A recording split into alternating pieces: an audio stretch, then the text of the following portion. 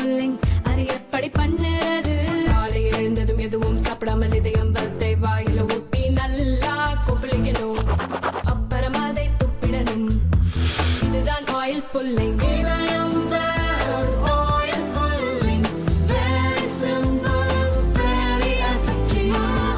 தமிழக மக்கள் விரும்பும் நம்ம தங்கமயில் இப்போ சென்னையிலும் கோலாகல ஆரம்பம். தங்கம் வாங்க, தங்கமயிலுக்கு வாங்க. தஞ்சாவூர் மாவட்டத்தை சேர்ந்த அதிமுக பிரமுகர் முத்துகிருஷ்ணன் மதுரை ஹைகோர்ட் கிளையில் பொதுநல மனு ஒன்றை தாக்கல் செய்தார். திருவாரூர் குடவாசல் சாலை நாச்சியார் கோவில் குளக்கரை பகுதியில் சுமார் 35 ஆண்டுகளுக்கு முன்பு எம்ஜிஆர் சிலை அமைக்கப்பட்டிருந்தது.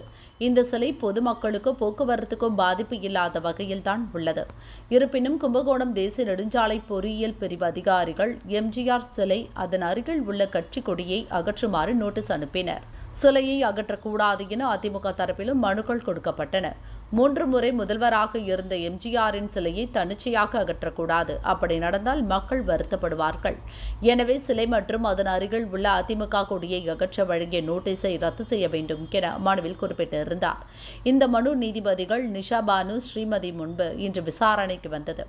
இருதரப்பு வாதங்களை கேட்ட நீதிபதிகள் எந்த கட்சியாக இருந்தாலும் அவர்களது தலைவர்களின் சிலைகள், கட்சி கொடிகளை சொந்த அலுவலகத்தில் வைத்துக் கொள்ள வேண்டியதுதானே. பொது இடங்களில் வைப்பதை ஏற்றுக்கொள்ள முடியாது. அது எந்த கட்சியாக இருந்தாலும் சரி, இயக்கமாக இருந்தாலும் சரி, கட்டாயமாக அனுமதிக்க முடியாது. எனவே இந்த மனுவை அபராதத்துடன் தள்ளுபடி செய்ய நேரிடும் என நீதிபதிகள் தெரிவித்தனர்.